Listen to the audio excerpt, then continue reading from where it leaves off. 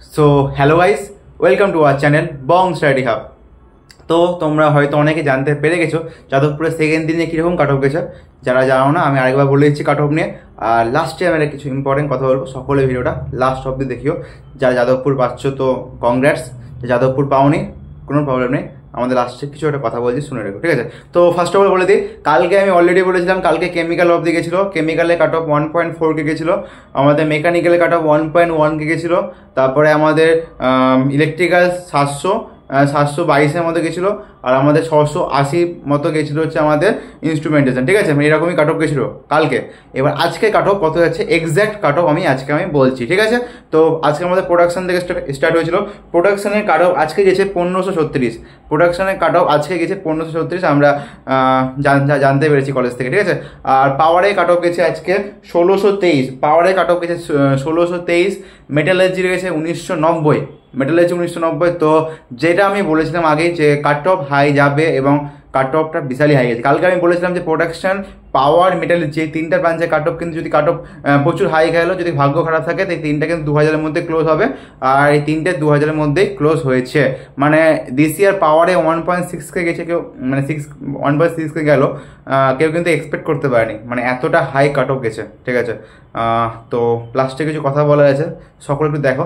1536 গেছে প্রোডাকশন, 1623 গেছে পাওয়ার, 1990 গেছে মেটালার্জি, আর সিভিল গেছে আমাদের সিভিল, যেটা লাস্ট ইয়ার 4000 চলে গেছিলো, সিভিল গেছে 2118, মানে একদম তার অর্ধেক। মানে লাস্ট ইয়ার যে ব্রাঞ্চগুলো কাট অফ লাস্ট ইয়ার যেমন ছিল তার পুরো অর্ধেক চলে গেছে, ঠিক আছে? লাইক মেটালার্জি লাস্ট ইয়ার 3300 ছিল, 3300 মেটালার্জি ছিল, এবার গেছে 1990। ভাবতে পারছো কতটা কাট অফের ডিফারেন্স গেছে, কাট অফ কতটা হাই গেছে। তো তারপরে হচ্ছে আমাদের কনস্ট্রাকশন যেখানে লাস্ট ইয়ার 4500 সামথিং চলে গেছিলো, কনস্ট্রাকশন এবার গেছে 2500 সামথিং, 2518, ঠিক আছে কনস্ট্রাকশন। হ্যাঁ, এবার তারপরে আছে আমাদের এফটিপি যেখানে লাস্ট ইয়ার 5500 চলে গেছিলো, তো এখানে এবার গেছে 2990, যেটা আমি বারবার বলছিলাম তোমাদের কাছে, এবার কাট অফ 3000-এর মধ্যে কাট অফ যাবে, ঠিক আছে? 3000-এর মধ্যে ম্যাক্সিমাম ব্রাঞ্চ ক্লোজ হয়ে যাওয়ার চান্স আছে, আর কিছুটা হলো লাস্টে ওই 3200 অব্দি যেতে পারে, ঠিক আছে? তো আমি লাস্টে প্রিন্টিংয়ের কাট অফ যদি বলি, এফটিপি কাট অফ গেছে 2990, আর প্রিন্টিং ইঞ্জিনিয়ারিং কাট অফ গেছে হচ্ছে 3200 সামথিং। এক্স্যাক্ট আমি জানতে পারিনি, বাট আমি জানতে পেরেছি 3200 সামথিং গেছে, মানে 3214 করে, যে কোনো বলো না, বাট 3.2K সামথিং গেছে। তা 3.2K আরেকবার বলে দিচ্ছি, 3.2K তাহলে প্রিন্টিং, 2.9K এফটিপি, 2.5K হচ্ছে আমাদের construction, 2.1K civil, 1.9K metallurgy, 1.6K হচ্ছে তোমাদের পাওয়ার, 1.5K, ঠিক 1.5K হচ্ছে তোমাদের প্রোডাকশন, আর 1.4K হচ্ছে কেমিক্যাল, 1.1K হচ্ছে তোমাদের কি 1.1K তোমাদের মেকানিক্যাল, ঠিক আছে? তারপরে 700-এর মতো র্যাঙ্ক গেছে হচ্ছে ইলেকট্রিক্যাল, 600-এর মতো র্যাঙ্ক গেছে হচ্ছে তোমাদের ইনস্ট্রুমেন্টেশন, 478 হচ্ছে আইটি, 461 তোমার ইটিসি, আর 184 সিএসি। তো আশা করছি তোমরা জানতে পেরেছো কাট অফ কীরকম গেছে। এবং অনেকেই 3500 র্যাঙ্ক, 4000 র্যাঙ্ক করে, 4.5K র্যাঙ্ক করে যাদবপুর গিয়েও for general category cut of, মানে যাদবপুরে কোনো সিট পেলো না, ঠিক আছে? অনেকে হয়তো ভেবেছে যাদবপুরে তো প্রিন্টিং একটু চাপ নিয়ে নেবো, বাট অনেকে সেটাও নেয়, অনেকে সেটা পেলে না।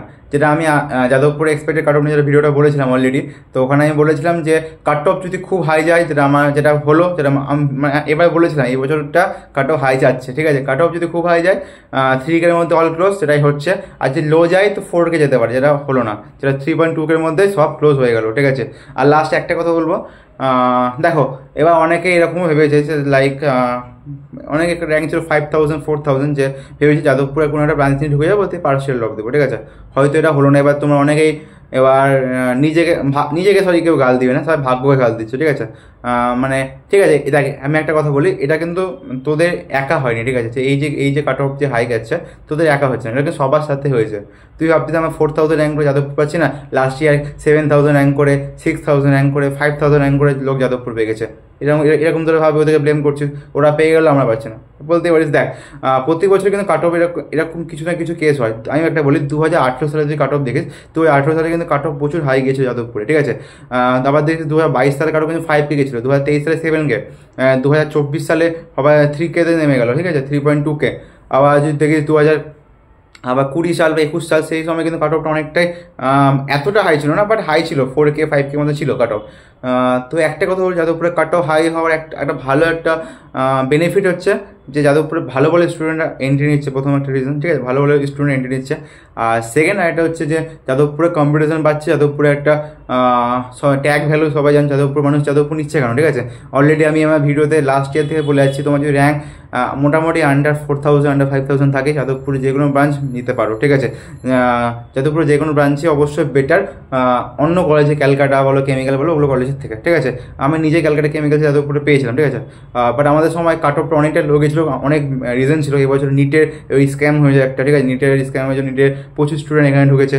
তারপরে ওবিসি এ সার্টিফিকেট ক্যান্সেল হয়ে যাওয়ার পরে ওবিসি এ ছেলেগুলো জেনারেল হয়ে গেছে, বা general category cut off high গেছে। তোমরা দেখতে পাচ্ছ যে ওবিসি কাট অফ কিন্তু ওবিসি এর কাট অফ বা বলো, তারপর আজকে আমাদের এসসি কাট অফ খুব একটা ফারাক হয়নি, যা ফারাক হয়েছে জেনারেলদের। তাহলে যারা জেনারেল ক্যাটাগরি আছে ভাবছো নেক্সট ইয়ার ডাব্লিউবিসি এক্সাম দিবে আরেকবার যাদবপুরের জন্য ট্রাই করবো, হয়তো এই বছর একটুর জন্য হলো না, 6K 7K 5K 4K rank করে, চাপ নাই, নেক্সট ইয়ার ট্রাই করতে পারো। আমি নিজেদের হোয়াটসঅ্যাপ গ্রুপ আছে, হোয়াটসঅ্যাপ গ্রুপে জয়েন হয়ে যাও। আমাদের অলরেডি মক টেস্ট সিরিজ দেখো, এবার সবাই দেখো, ঠিক আছে, সবাই এবার ভাগ্যকে গাল দিবে, ঠিক আছে, ভাগ্যের জন্য হলো না, লাস্ট ইয়ার পেয়ে গেছে, যা ইচ্ছে গাল দেয়, আমাকে গাল দেবে, যা ইচ্ছে গাল দেবে, ঠিক আছে, কোনো প্রবলেম নেই।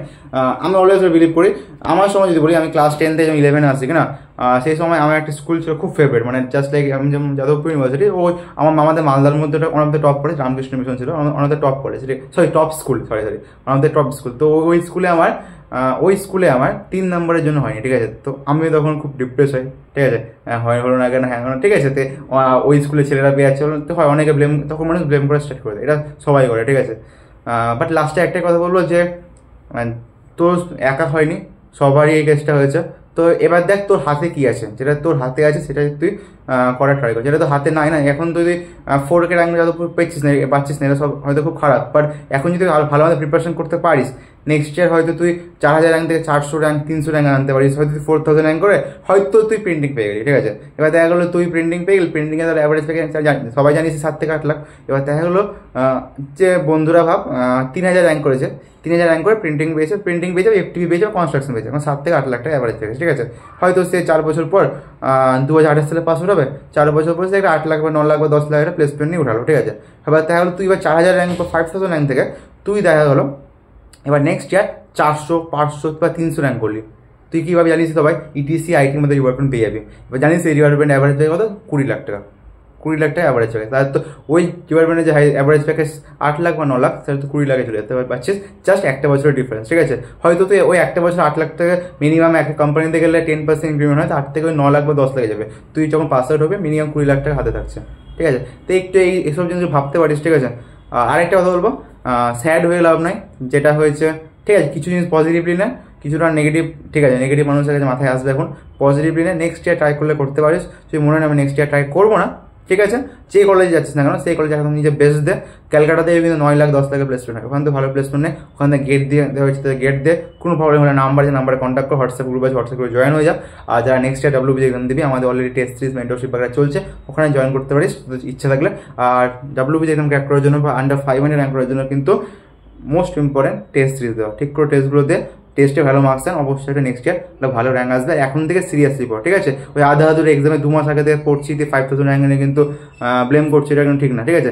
একবার নিজের বেস্ট দিয়ে পর, নিজের বেস্ট দেওয়ার পর যদি মনে হচ্ছে না এবার আমার 3000 র্যাঙ্ক এসছে, এবার যদি মনে দাদা আমি নিজের বেস্ট দিয়ে আমার 3000 র্যাঙ্ক এসছে আর আমি পড়াশোনা করেছি, ঠিক আছে, তাহলে তুই যে কলেজে পেয়েছিস সেই কলেজে গিয়ে হ্যাপি থাক। এবার যদি নিজের বেস্ট না দিয়ে যদি 3000 র্যাঙ্ক আসে না, তা নেক্সট ইয়ার ট্রাই করতে পারিস, ঠিক আছে। কাদের ড্রপ দেওয়া উচিত, কাদের পার্সিয়াল ড্রপ দেওয়া উচিত, আইকে সামনে একটা তোকে বলে দিলাম, ঠিক আছে। আগে দেখ তুই তো নিজের বেস্ট দিয়েছিস কেন, তুই নিজের বেস্ট দিয়ে থাকিস তাহলে ড্রপ দেওয়ার কোনো দরকার নেই। কলেজে ভালো মতো পড়াশোনা কর, গেট দিয়ে বা যে কোনো দিয়ে একটা ভালো জায়গা আন, ঠিক আছে। যদি ভিডিওটা ভালো লাগে, যদি কথাগুলো ঠিকঠাক লাগে, একটা লাইক করে দিস, আর নিজের ফ্রেন্ডদের শেয়ার করে দেয়, কমেন্ট একটু সকলে জানা, আর আপকামিং কী প্ল্যান্স আছে আর কে কোন ডিপার্টমেন্ট পেয়েছিস সেটা একটু জানিয়ে দেয়। Thank you for watching, tata.